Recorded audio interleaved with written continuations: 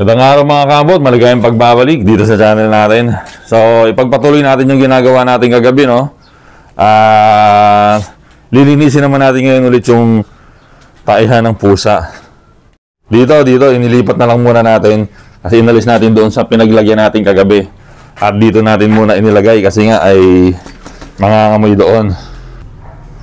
Dito natin kunin sa ibabaw at mahirap doon sa ilalim eh. Yun, okay. So, napanood ko kagabi sa misis ko yung ginawa natin. Mali daw pala. So, sorry na lang. Mali eh. Ayan, kinuha muna natin yung pinag-ano natin kagabi para dito na rin lang natin ilalagay. Isa na lang yung paglalagyan natin. So, ganun pala, no? Ang unang mali sa sinabi ko kahapon ay mas mabantot pala. Ito palang tama. Mas mabantot pala ang ihi ng pusa kumpara sa tae niya. Yun, bantot talaga. Magbalik muna natin ang face mask, mga klambot.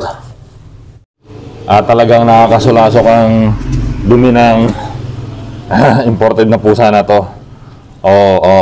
Ano? CR ka? Yan, napakadali lang turuan, no, na kung saan dudumi ang hayop na to. Ay, ang pusa na to, sorry. So, ito kahit saan mo ilagay itong, ano niya, itong toilet niya, ay pupuntahan talaga niyan. Basta ito yung nakikita, hindi mo itatago. Pupuntahan niya at kahit nasaan to, pupwesto siya dyan. Siyempre, may mga times na sumasablay. Hindi natin alam kung bakit hindi siya, sa floor siya ng kulungan niya nagdudumi. Pasintabi po ulit sa mga kumakain. Ganito po pala. Kakaskasin mo. So, una, mas mabantot. Okay, correction lang pa. Mas mabantot ang ihi kumpara sa tae ng pusa. Pangalawa, ganyanin mo, kakaskasin mo, pabaligtad pala muna. Kakaskasin mo. Yan. Okay, yan, okay. At pangatlo, huwag mo nang i-roll dito. Kasi ang intention ko nun para mabalot ng tuyo eh. Pero mali daw pala yon, sabi ni Mrs. Okay? At na-research na rin naman yung mga yan. So ito, grabe, gandang pantabo ito sa mga pusang gala. Pero kung ang may-ari ay pinipilit na doon talaga tumae sa inyo, ang kanilang alaga ay hindi mahirap itaboy. Yung mga kapitbahay nyong nagpapadjebs ng kanilang alagang pusa sa inyong bakuran. Di ba? Mahirap itaboy. So, kasunod na topic, pag-usapan natin yan kung ano bang responsibility ng mga pet owner. So, pasintabi. Parang chocolate lang naman to na hindi siya nakakadiri. Yan, ihi po yun Kaya ganun ang kulay. Nabasa lang siya na anong ba tawag dito. So, search nyo na lang. Para hindi ko pa natatanong eh. Ito yan, Nasaan na ba yan? Yun, ito. Akala ko dati ay pagkain. Pero, ito siya. Granular. Yun, itong gamit namin. Bioline, Easy and Fresh, Bentonite, liter, granular. Yan pala mga kaambot. Okay. So, di ko alam kung pwede sa yan, sa aso. Siguro may ganyan din ang aso. Ang kaya nga lang, ang aso ay mahirap turuan. Hindi katulad ng pusa, napakadali. Kung turuan ng pusa, napakalambing pa.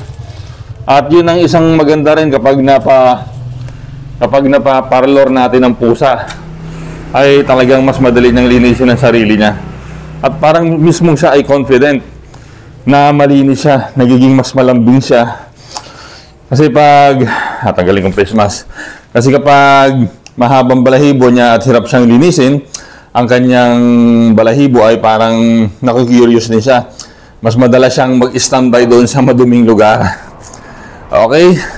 So, yan mga kaambot. Yan lang muna sa ngayon. At itong ano na yan ay, siyempre, alam niyo na kung ano gagawin natin dyan. Okay lang mga kaambot, maraming salamat sa panonood ng ating video. Sana umabot kayo dito hanggang sa dulo. At kung hindi naman abala, baka pwedeng pakishare, pakilike, at pakisubscribe na rin ang channel natin, Glover Finger. See you next time! Seen a lot of change, been through a lot of pain. Things are not the same. Panto tayo talaga. Slight chocolate. Not sure kung magandang pataba ito sa halaman. back a year ago. Hindi. Dapat makipis. I've changed for Kasi the better this tatanim time. natin to. Itatanim Thought I would na parang bomba. never be fine. I strive just to say I'm alright. That's it. And for the first time in a long time I'm alright.